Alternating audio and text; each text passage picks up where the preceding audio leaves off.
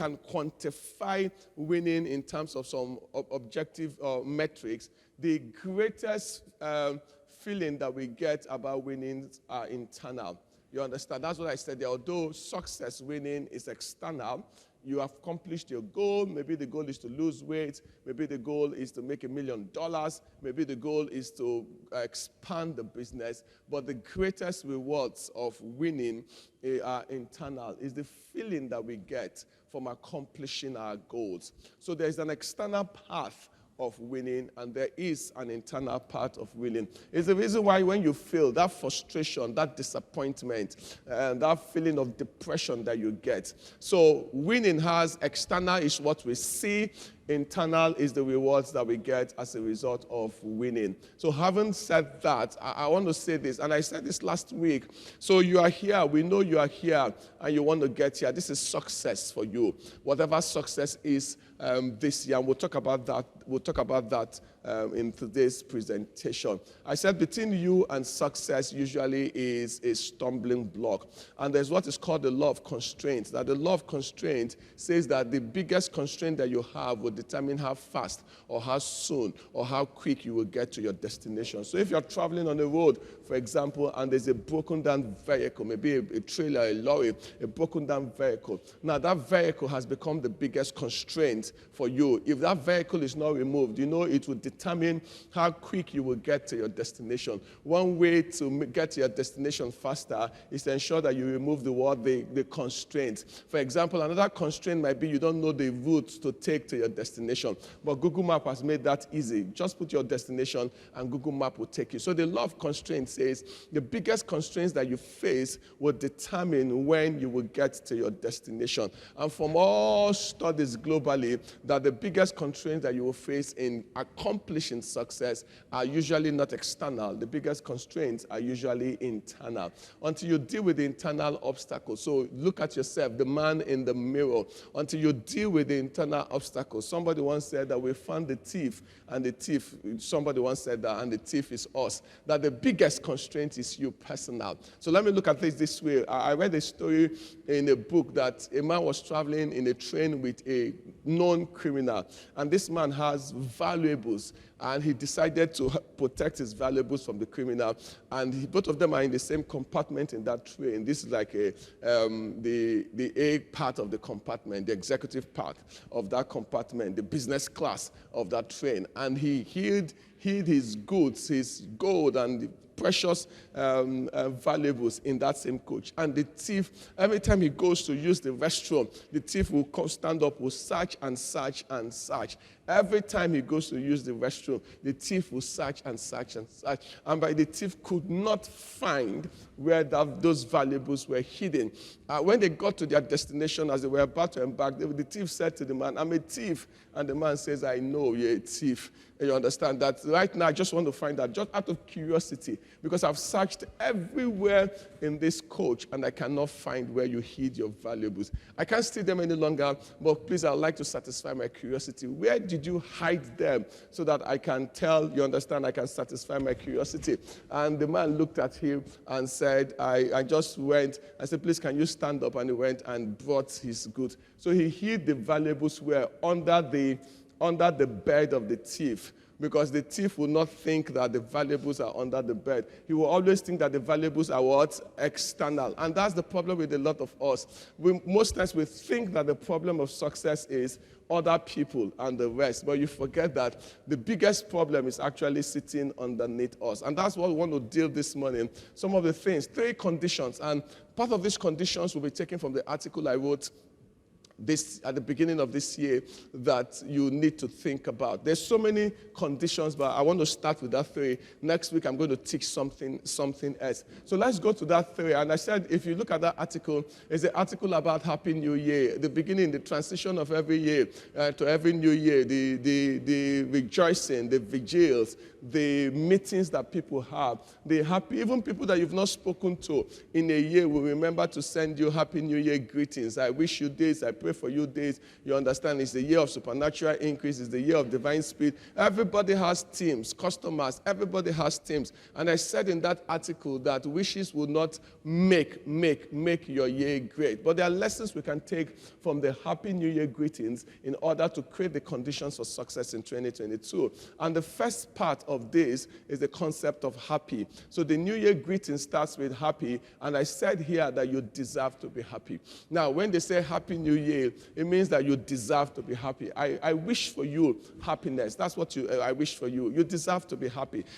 Some other people, if you look at that word, that the word happy is actually the word prosperous. So the word happy is also the word prosperous or progress. So there are questions we need to ask. So somebody will say, I wish you a prosperous new year. It means that I want you to prosper. I want you to make progress. Even God wants us to prosper and make progress, to have good success. But wishes will not guarantee that this year will be a good year. So there are 3 questions I said you need to ask. You understand? And the first question is to be brutally honest with yourself.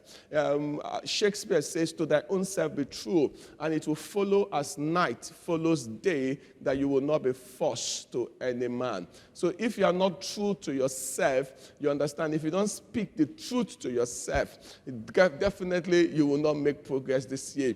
And the first question to ask is, are you happy right now? I know sometimes we tend to spiritualize things. This is not about spiritualizing things. This is coming to that point in your life when you realize that right now I am not making progress. This is like the prodigal son getting to that point and says, what am I doing here? That in my father's house there is abundance. And the starting point here is, are you right now happy? You understand? Last year, 2021, did you make progress? Or look at your age right now and look at yourself and say, when you plan to get to 40, the dreams and the visions that you have, right now you've crossed 40, you are not yet there. Even for me, you understand, are you happy with what you're seeing right now? You know why? Because Mike Murdoch says you cannot change something that you're satisfied with. So if you're satisfied with the current state, you cannot change it. That the bedrock or the seed of change is dissatisfaction with the present. So if you're not dissatisfied with your result, if you're not dissatisfied with what you're producing, then there's no way you can change it. So the prodigal son was satisfied until he got to that point and says, what am I doing here? So question number 1 is, are you happy right now? Are you happy with your current state? And you can use it in different ways. Maybe your financial state, maybe your emotional state, maybe your relational state, whatever the state is. Now the dimensions that you want to use, are you happy? Are you happy? Are you happy with the business? Are you making progress with the business? Because that's the starting point. Question number 2 now says, if you are not happy with the progress that you are making, yes, we should be grateful, you understand, but that you've made a little progress, but you can actually make far more. The next question says, if you are not happy with the progress, so what exactly is the cause, is the root cause? And if you follow Newton's law of motion, it says what? Action and what? Reaction are what? Are equal and opposite. So let's even take Newton and explain point 1 and point number 2. Newton's first law says every object will remain at rest or in uniform motion in a straight line, except what? An external force. So if you are happy with what you are doing, you will continue in that particular space. It is when you get to that point and say, hey, no, there's something wrong with me. There's something wrong with not with you, but with the result that I'm producing, that you will now say, okay, what do I need to do to change the result? In question number 2, it says action and reaction are what? Are equal and opposite. So if you are not happy with the progress that you're making, then you need to ask yourself, because that is feedback that life gives you. You know, I say to my friends every time I teach this, that if people do not give you feedback, life will give you feedback. So when customers are not coming to your business, it's life that is giving you feedback. There's something that you are not doing right. If the organization is not growing, life is giving you feedback that there's something that you need to do differently. So point number 2 says, if you are not making progress, what is the reason that you are not making progress? What is the biggest constraint? And I will say to you, you start internal first before you go what?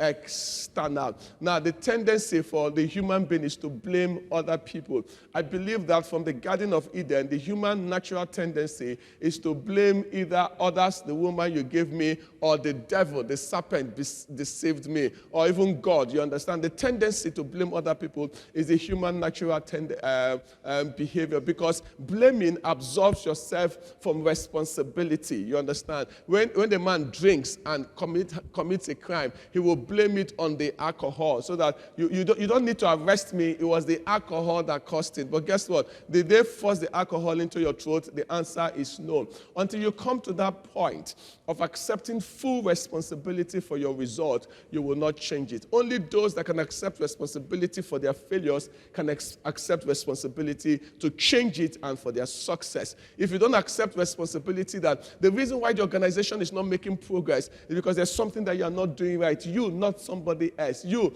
not, yes, the economy plays a major role. You understand? I understand the place of the economy. But right now, we can't keep our future in the hands of the economy. Somebody said something to me in 1994 or 95. I will never forget it. He says, never leave crucial issues of your life in the hands of somebody else to determine. Did you get that? Never what? Leave what? Crucial what? Issues of your life in the hands of what? Somebody else. Because that person that you are leaving it in his hands has his own issues, his own challenges, his own problems. And if you leave it in his hands, you just guarantee that nothing will happen. So point number 2 is the question of why. So why am I not happy? Why am I not making progress? You know, somebody will say happiness, you understand, is ephemeral, but progress is tangible. Why am I not making progress? The kind of progress that I want to make. What is the reason why I'm not making progress is point number 2. Only after you've done this that you come to point number 3. And point number 3 now says, so what will happiness or progress mean, you understand, to you this year? So what will progress or happiness? In one of these series, I will talk about how to set goals and effective goal setting, like a friend of mine used the word goal scoring ideas, how to set and score goals. You understand? In one of these, so what would happiness mean to you this year? That is point and number 3. So this is having a definition of what progress will look like for you. Now, there are 2 mistakes. You can actually call it 3, but for simplicity's sake, there are 2 mistakes I see people make in life. Mistake number 1 here is that they have no clear definition of what progress is.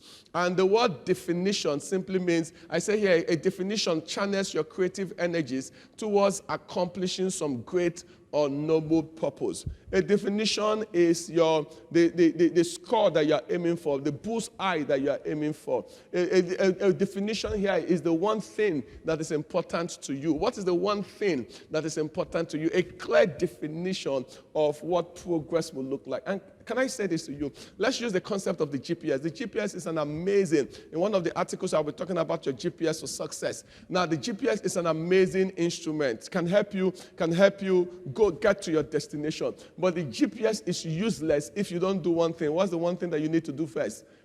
You need to put in your what? Your destination. Without your destination, the GPS is useless. And every human being has a GPS. The mind has been given to you to help you get to your destination. Notice this, that once you put the destination and you put your starting point, the GPS will begin to do what? Calculate the best and the fastest route. This is how life works. That once you have a clear definition, you might not know how you're going to accomplish it, but your internal GPS begins to work, to arrange things, to find the best route, the best route, the best road, the best way, the best strategy for you to get there. When the definition is fuzzy, it's not clear, you will dissipate energies in frivolities. It's like the magnifying lens. Now, the rays of the sun are very powerful, but it is scattered. It is scattered. We thank God for that. It is scattered. But when you put a solar panel, what does a solar panel do? It concentrates the rays of the sun in order to give you what?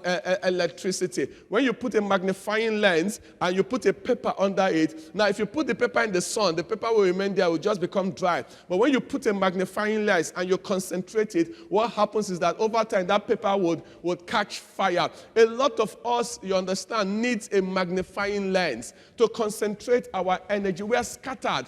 We are scattered. We don't know the things that are important to us. So that's the reason why we are not living our lives to the full. You need like a magnifying lens to concentrate your energies on the things that are important. And the things that are important should be your primary things, the things that you should focus your energies on. Because if you don't have a clear definition, you will dissipate your energies in frivolities. So point number one in why people fail is that they don't have a clear definition of where they are going. You know, it's like Alice and the Cheshire Cat and Alice in Wonderland, that fable. And the cat asks Alice, where are you going? He says, I don't know where I'm going. And he says, if you don't know where you're going, any road will take you there. Any road will take you there. So for you to succeed in 2022, you need to be clear about the things that are important to you and where you are going. The things that are non-negotiable to you. That's point number one under what would success mean to you. Point number two on why people fail in that context is that they have a wrong definition of success. It's like what Stephen Covey says, you've climbed the wall and you've gotten to the top, only for you to find out that you've gotten to you're climbing the wrong wall. So this is not about motion. This is about progress. You understand? This is about progress. Sometimes you can be moving, but you're moving in the wrong direction, and it doesn't matter how far you've traveled. That's a wasted journey. So in point number two is that you have a wrong measure, a wrong definition of success. What you define as success is not what should be success for you. And so you keep chasing shadows. Now, I pray that you have $1 billion in your account, but there are billionaires that are depressed. True of us. There are multi-millionaires that have committed suicide. True of us. There are Grammy winners that are addicted. So the second definition here the second reason is that you have a wrong definition of what success is. And see this, in the pictures, there's some other things here. So people use cars, houses, you understand, degrees, wealth, whatever it is. There's no problem in having cars, don't get me wrong. There's no problem in owning an estate. There's no problem in having $1 billion in your account. But success goes beyond those things. A man's life does not consist in the abundance of the things that he possesses. And why is this important? Your definition, see, look at this, define, is what you define is what you find. You understand? What you define is what you find. Because if this is how you see life, if this is what you consider important, that is what the mind will begin to look for you. So your definition of success determines your perspective, how you begin to see life is from your definition of success. Now, your perspective will determine your what? Your pursuit, what you pursue, and your pursuit will determine your pleasures, the things that you derive enjoyment from. And so if you have the wrong definition of success, take for example, it's good to be the best in your class. You understand? It's good. If your goal is to graduate the best in your class, guess what? Even if you come out with the first class, but you did not graduate with the best in your class, you might sometimes not be what? Happy. Even though coming out with the first class is what? It's an amazing thing. Now, that definition, what you derive pleasure in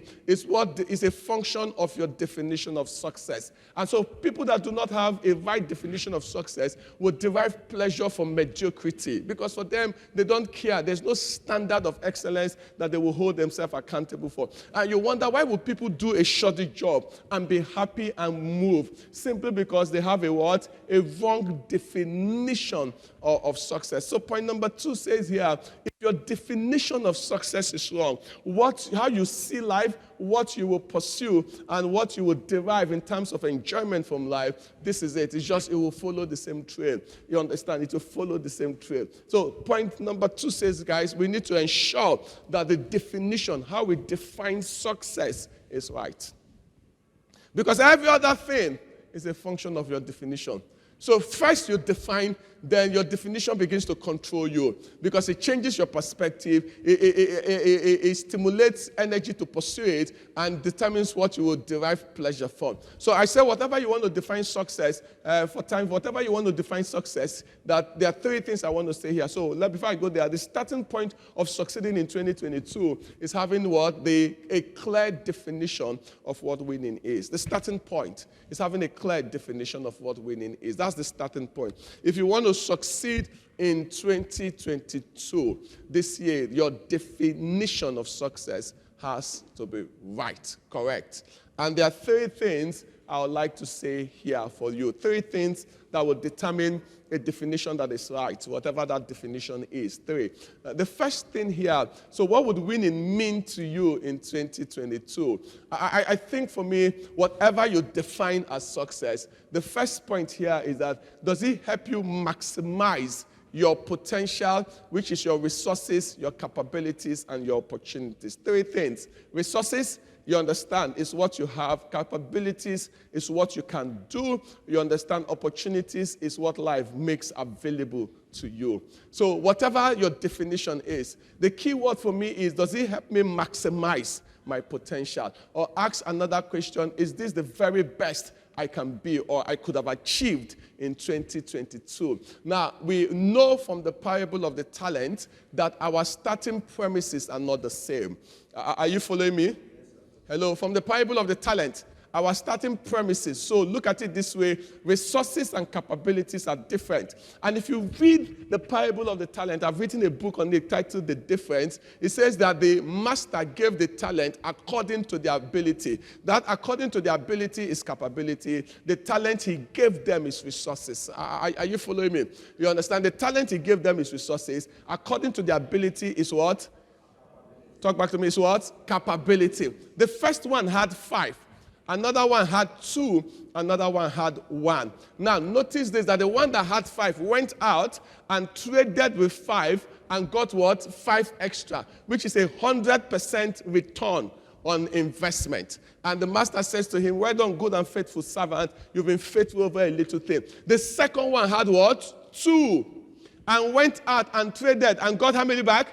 2. Now, notice in terms of number, the man who had 5 got what? 5. And the man who had 2 got what? 2. But in terms of percentage, they both had what? 100. They both what? Maximize. Now, and this is what you need to learn about success, that our starting premise are not the same. So sometimes maximization of our potential cannot be the same. Elon Musk today is worth over $300 billion, and he can get to $500 billion easily. If you don't have $10,000 in your mind, and you say this year I want to get to $1 billion, the question I want to ask you is how?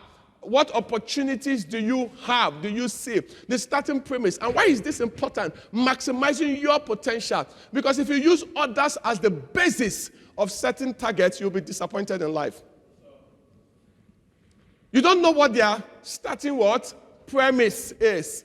What you should ask is, how did they do it? Which opportunities did they maximize? And based on my own resources and what? Capabilities, which resources can I maximize in order to get to success? But to not use exact numbers as the basis of comparison is foolishness. Because you see, we were advised not to compare ourselves with others. Because they comparing themselves with themselves are not wise. Wisdom is not in using others as the basis of measurement. Wisdom is asking yourself, what are my resources, what are my capabilities, and how do I maximize it? Take, for example, if the man that got 5 had come back with 4, that's an 80% return on investment. Now, the man that got 2, if he had come back with 2, the man that got 2 is actually doing what? Better. Because he's maximizing. So the goal this year is about you maximizing what your potential is. Now, when the man that was given 1, if the man that was given 1 had gone out and traded with that 1 and came back, would the master have been happy? Talk back to me. If he had gone out and traded and got 1 back, would the master have commended him? Yes, because that 1 back would have made it what? 100%. Even though in terms of numbers, it is less than the others. So I want to speak to you this morning. Do not use others as the basis of measurement. Ask yourself, what are my resources? What are my capabilities? And what opportunities are before me this year? Because opportunities can be in different dimensions. How do I maximize? That's the question you need to ask yourself. How do I maximize my resources? How do I maximize my capabilities? How do I maximize the opportunities that life will present before me? Life will always present an opportunity before you. Every one of us, we might not all see the same opportunity, because I don't know where the man that with 5 went and traded, the one that with 2 went and traded. But what I know is that they both maximized their potential. Am I communicating? Success this year is about maximizing resources, capabilities, and what? Opportunities. RCO. So it means also that you need to understand what your resources are. You need to also understand what your capabilities are. And based on that, the question you need to ask is, so how do I maximize? Which opportunities? So can I say this to you?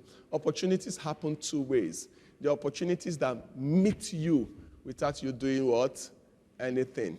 You are just there, you're in a place, somebody comes and says something to you, oh wow, and you have the profile, it meets you without you doing anything. But most opportunities, you have to You have to create. You have to swim to the boat. You have to create those opportunities. And in creating opportunities, you start inwards by asking yourself, so these resources that I have, what use can I put them into? What these capabilities that I have, what benefits can I translate them into?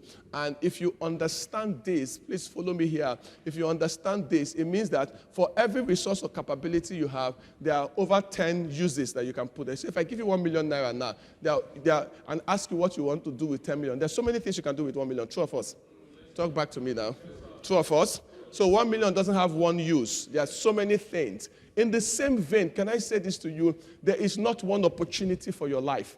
There are so many opportunities, but you need to sit down and ask yourself, for this talent or this gift or this capability that I have, what is the best use for it? It's the concept of multiple selves. What does multiple selves mean? It means that your life is like an onion, and every time you unwrap it, you find a different dimension. Every time you unwrap it, you find a different dimension. So that dimension, that's the key word that success is. Do I maximize? How do I maximize? So I did this on Sunday last week, and Monday was a public holiday. And I said to myself, Monday is public holiday. How do I maximize this? And I decided to plan emergency Monday seminar online. And we had more audience online than we had in the physical presence.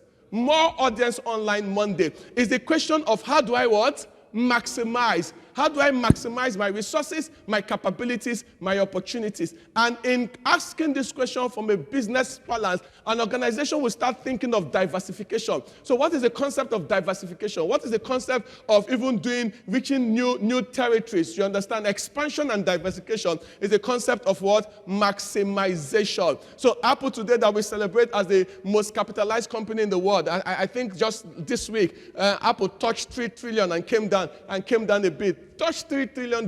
When Apple crossed 1 trillion, we thought they are 1 trillion. Now Apple has touched 2. Apple has touched 3. Before you know, maybe this year they might touch 5 trillion. It's simply the concept of maximization. The talents, capabilities that we have. How can we maximize it? And so Apple started as a computer company. Apple went into the music space with the iPod. Apple, how do we maximize our capabilities? Went into the iPhone. Today, Apple is into Apple TV, Apple this, Apple Payment Solutions, and the rest. Is that concept of how do I maximize?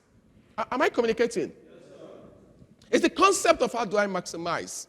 And so I don't want you to be restricted and say, okay, you might be in an organization, I celebrate God for your life for that, but how do I maximize my capability? What else can I do to maximize all that I am? and I'm capable of doing is the question that you need to ask. How do I maximize my resources? And every man, from the parable of the talent, there is nobody that doesn't have one talent, whatever that talent is. Our talent might not be the same, but we have talent. Am I speaking to somebody? And so maybe your talent is to sing. Maybe your talent is to write. Maybe your talent is, how do I maximize it? And in maximizing that talent, you need to convert it to skill, something that is relevant and useful to your world, so that your world will be willing to pay for it. How do I maximize it? That should be your goal here. Maximum. You understand? Maximum capacity. That should be your goal for 2022. To be all that you are capable of becoming. Nothing less than your best should actually satisfy you this year. If your best is 500, be satisfied with 500. But don't be satisfied with 300. If your best is 5,000, don't be satisfied with 4,000. Am I communicating? Your goal should be, I want to maximize all that I am. I want to maximize all that I am. That should be 2020 goal. To maximize all that I am. That maximization might need you to take some drastic steps. Now, when they went out to trade, does trading have risk? Does it have risk? It has the risk of failure. True of us? Okay. I don't want to go there. Let me continue. Point number 2 is that beyond maximizing your RCO, what is RCO again? Resources, capabilities, and opportunities. So every time we're talking about potential, we're talking about those 3 things. And can I say this to you? The more you maximize opportunities, the more resources and capabilities grow. Because the man that had 5 and went out and traded with 5 now has what? 10. So he has 10 now to start the next trading cycle. The more you maximize. And the man that had 1 was taken from him. This is the law of entrepreneurship. You take from not the less privileged, from sectors that are not profitable, you move it. That's your original definition of entrepreneurship, is the redistribution of wealth from less profitable sector to more profitable. That's the law of entrepreneurship. And so you notice that life takes from some people, takes from some companies. And why some companies are struggling, in the same space, life is giving others. I don't know if you get what I'm trying to say. Life is giving and they're expanding in the same space. In the banking space today, there are banks that are doing well and there are banks that are what? In every space, in the IT space, in every space. It's simply that law that when a man doesn't maximize it, because talent cannot be, in inverted comma, wasted. Let's take from this person and give to somebody else. Money always looks for people that are doing things, you understand? It follows ideas and creativity. And so if you're not maximizing yourself, your talent, your skill, money will not come your way. It will not come. Point number 2 now says, so in maximizing your wealth, your potential, your resources, your capabilities, your opportunities, does it allow me to pull others along? So this tells you that success cannot be just personal alone. You understand? Your success is not defined only by what you have achieved. Your success is also defined by the impact that you made in the lives of others. So in point number 2, does it allow me to pull others? Does it inspire them to become better? I think John Quincy Adams, one of the presidents in America in the 18-something, he says that if you make people better, make them become more, you understand? If you inspire them to become better, to become more, then you are a leader. In point number 2, we need to think about, how do I pull others along? How will my life make a difference and impact in the lives of others? So if, for example, this year maybe you got $100 million in your account or $1 billion in your account, the next question you need to ask is, how would I use that $1 billion, 100 million naira? How would I make a difference in the lives of others? And whatever you are led to do, please do that, but ensure that your life becomes an inspiration. So in point number 1 is about maximization of who you are. In point number 2 is becoming what? An inspiration to somebody else. When somebody can say, thank God I met you, had I not met you, my life will not become what it is today. You understand? That is point number 2. Does it allow me to pull somebody else? Even in the workplace, that, wow, I like the way you work. You're an inspiration to a lot of people in this organization. And point number 3 here, I think the third question here is, does it glorify God? Whatever your belief is, I think that ultimately we are spiritual beings. You understand? There's the God factor. In point number 3, you want to say, okay, so if I pursue success, let it be success that ultimately glorifies God. Because, you see, if it doesn't glorify God, it means that your conscience will keep pricking you. It doesn't matter how much you have in your account, your conscience will prick you. I don't want to go there. So let's go to point number. So point number 1 is about the concept of what? Being what? Happy. You understand? That's the first thing I said. And in being happy, the question I asked is, are you happy right now? Why are you not happy? What will happiness mean to you? And question number, under what will happiness mean to you? I said there are 3 things that you need to ask yourself. Does it help you maximize what? Your potential. So go back this home and say to yourself, how do I become all that I'm capable? What are my resources, capabilities, and what opportunities does life have before me? Question number 2 is that, does it make me an inspiration? Help me inspire somebody to become better. And question number 3 is about glorifying God. Then we'll come to point number 2. And for me, I like point number 2 a lot. Point number 2 is the concept of new. You understand? It means that they say insanity is doing the same things and expecting what? Different results. So if you keep doing the same thing that you did last year, this year will not become anything different. This year will not become what? Anything different. For you to have different results, you need to do things what? Differently. Now, the concept of new here is a new year. I said new meanings and new possibilities. Now, there are opportunities that will break forth this year, but you need to be ready to maximize them. So for time's sake, I say to succeed this year, you need to explore. You need to do new things. You need to develop new skills. You need to hone your abilities. New. So what will be new this year? If nothing is new this year for you, it means that actually what you had is a repeat of 2020 what? 2021. Rehashed, rechristened, relived. It's a repeat of 2021. And I'll tell you why, because there's an article that is coming out this week on Wednesday. And that article is about getting out of your comfort zone. So I say here that nothing great has ever been created or will be created in your comfort zone. Some of us, the guy that took the talent and went out to trade, left the comfort zone. Now, nothing great will be created in your comfort zone. So you need to find new things. So let me talk about the comfort zone here. There are different ways to define the comfort zone, but in that article that will be out on Wednesday, that I will send the link here, I looked at it and I said the comfort zone is known by 2 things. The 2 things that your comfort zone depicts is automaticity, English word, simply the noun form for automatic. You understand? It's just to make it look big. So that when they are reading it, they say, this author went to school. Automaticity and predictability. Let me explain what automaticity is. It's from the word automatic. It's something that you do without conscious what? Thought and effort. Look, a typical example of automaticity, so you understand how people become mediocres in life. Now, when you start learning a skill like driving a vehicle, all your mind will be focused. True of us. If a phone is ringing when you are learning how to drive, do you pick the phone? No. Why? You are focused. You are concentrated. I don't know if you get what I'm trying to say, because you are now mature now. You cannot afford to take that phone. You understand? Automatic. So your mind, you know when to press brake. When, especially those days, those of us that learned with the manual. Move leg here, change leg here, and all that. Today it's just automatic. You can do this. It's a lot easier. But you see, when you get to that point where you have, in inverted comma, thought that you have mastered it, you are okay right now. Are you following me? And you start driving it. When the phone begins to ring, what would you do? You can pick it. Now, when you get to a point where you have, for your own sake, you have mastered what you call a skill, the mind will automate it. And the reason for automation is that, follow me, your short-term memory cannot contain a lot of information. So while you are learning, it's in your short-term memory. Now, when you have learnt it, the mind will need to move it from short-term into long-term memory, automate it, and free the mind to do something else. So you can enter the car, you are not thinking of driving, you are just what?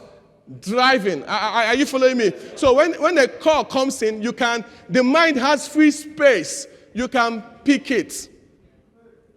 You can pick it because that activity you are doing right now, the driving, is an unconscious what? Activity. Now, the beauty of automaticity is that it frees the mind to think of so many other things. But the danger is that you can become easily what? Distracted. So there are a lot of drivers on the streets that are thoughtless. They are not thinking because their mind, I don't know if you get what I'm trying to say. There are a lot of tailors. You give a tailor, they finish measuring you, but when they sew the dress, you say, were you sleeping? It's simply because of automaticity. They think that they've arrived at that particular point, that they can do some things without being fully engaged. Your life is on autopilot. The many accidents we see on the road is simply one of the dangers of what? Automaticity.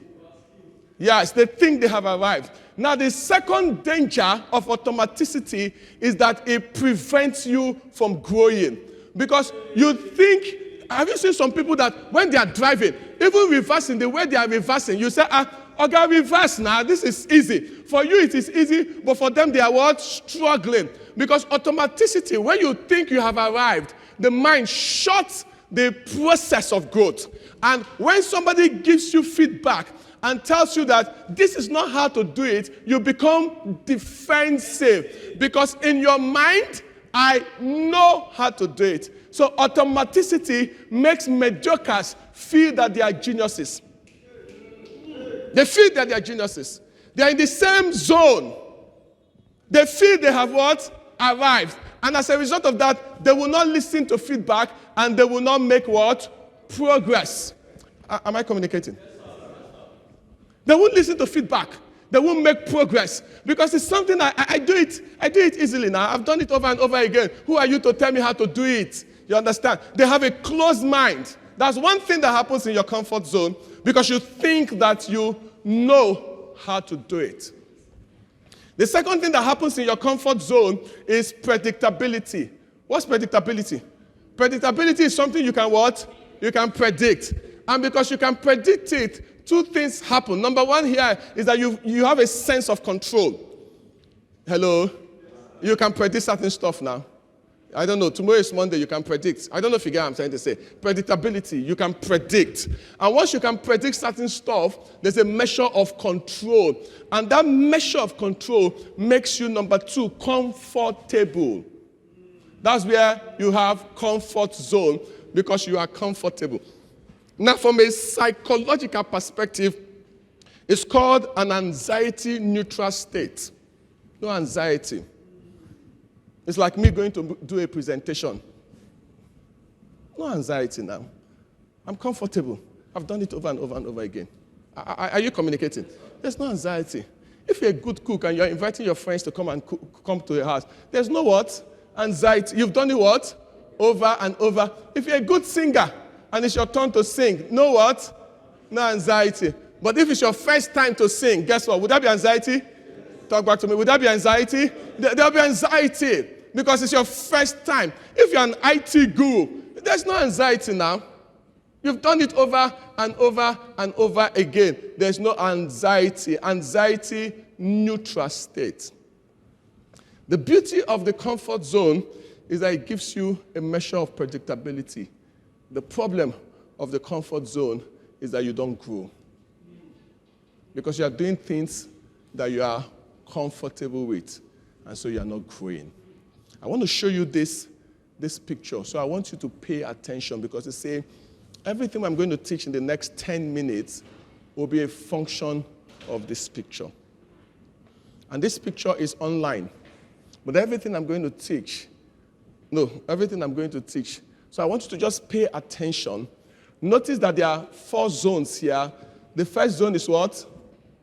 The comfort zone. The second zone is what? Fear zone. The third zone is what?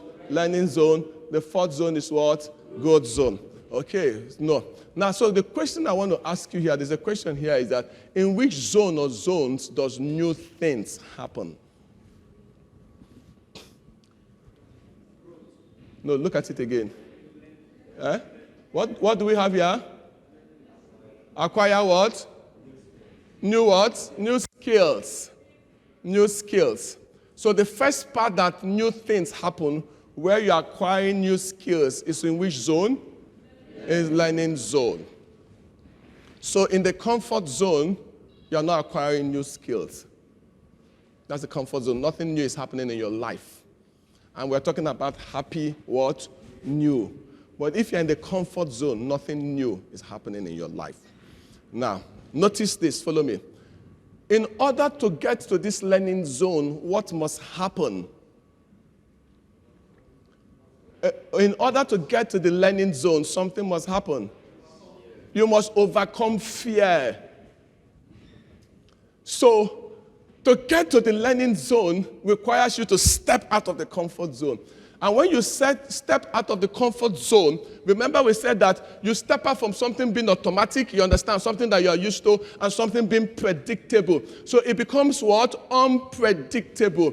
And with unpredictability comes the risk of failing, which is where fear happens. And you know what a lot of us do? Because of the risk of failing, we don't what? We don't step out. So what do? We come back again. We run back into our shell. We try it, and maybe the first feedback we get is negative. We come back into our shell. You understand? In order to get to that learning zone, you must look at the storm of fear and say to that storm, peace, be still, because I have to get to the other side. Am I communicating to somebody else? That fear, you have to conquer it. Will people show up or not show up? I care less.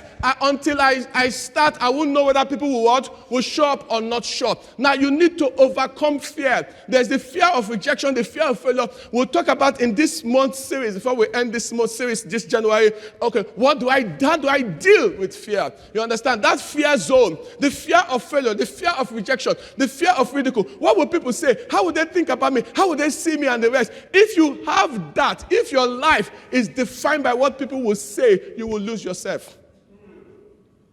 If your life is defined by what people will say, you need to get to that point where what people say doesn't affect you that much. What affects you is your dreams and your goals and your vision. Now, if what they are saying is trying to help you accomplish your goals, what do? You pay what? Attention. Sorry, let me use this example. David got to that point when he was talking about who will kill this uncircumcised Philistine, Goliath and the rest. What did the brother say? You little boy, who did you leave those few sheep with? If David had allowed his brother's opinion to define him, we would not have known that somebody like David ever existed. And a lot of us have been defined. Les Brown says, never let people's definition of you become your reality. Never. People's definition, what they think about you, people's opinion, don't let it become who you are. Now, so to get to the learning zone, you need to do what? Talk back to me, I need to end this. You need to do what? You need to break through the fear zone.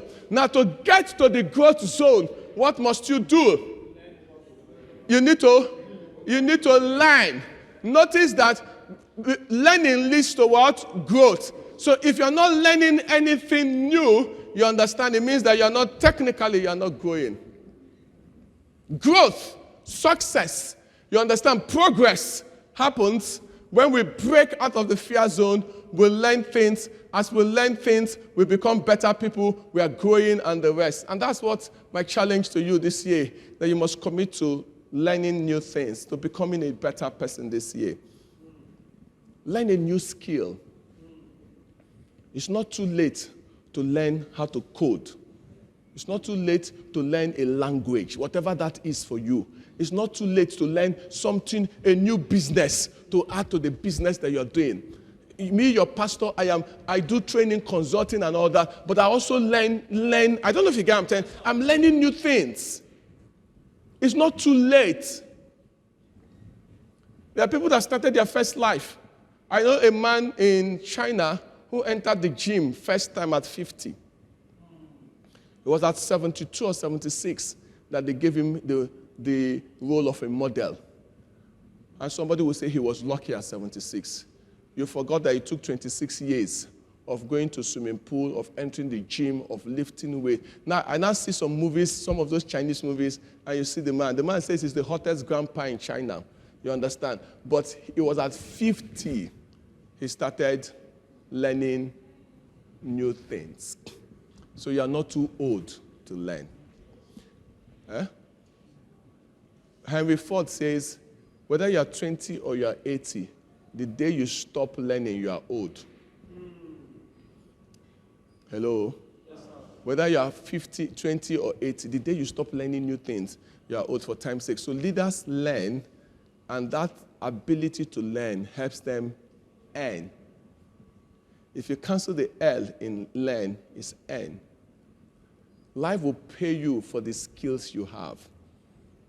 Life will pay you as you learn new things, as you develop yourself, as you hone your skills, whatever that skills are, life will pay you. I need to earn this here. So what new things would you need to learn? The last thing here is yay. Happy, what? New. And what? Yay. You know, somebody once said, Abraham Lincoln says that the beauty of the future is that it comes one day at a time. And somebody says that the year would reveal what the days will never teach. So what is the lesson here is that there's nothing like a year. There's nothing like a year. You're only given a day. True of us. As you live one day, you live another day, you live another day. 365, depending on 366, it becomes what? It becomes a year. So to maximize your life, you need to maximize your day. Because every day is a portion of your future given to you in the present. Think about it. 10 years ago, this today was the future you dreamt about. True of us. True of us. But how did your future come? It came what? One day at a time. It came one day. It didn't come as a year. And what that person says that the years will reveal what the days would never teach is that for every day you waste, you understand, what are you actually destroying? Your year. That is the reason why some of us, the decade of 2010 to 2020 has come and gone. And if we look back, let me give you a typical example. Let's make this practical. I came back in 2011. One of my goals has always been to do PhD. You understand? One of my goals has always been to do PhD. But I wanted to do my PhD international. Not since I did my master's in London Business School, do I want to put Unilag or put this? And I said to myself, after 10 years, Maxwell, you could have even done PhD in Unilag, then later still go abroad to do another PhD if you want to do PhD. But 10 years have come and gone from 2011 to date. That vision, that goal has not been realized. Am I communicating? Now, that decade, 10 years, you look back and say, so what did I really do with these last 10 years? What achievement can I talk about in the last 10 years? Now, the years will reveal what the days will never teach. So every day you wake up, every day you live, you're actually living in your future, but in the present. And so if you don't maximize the present, you're actually destroying what? Your future. Show me how you live your life daily, and I can predict what the outcome of your future will be. Because there's really nothing like the future. All you have is today. So teach us to number our days so that we apply our heart to wisdom. It's days. Number it. It's days. Have you learned something today? Okay, see you next Sunday. Thank you.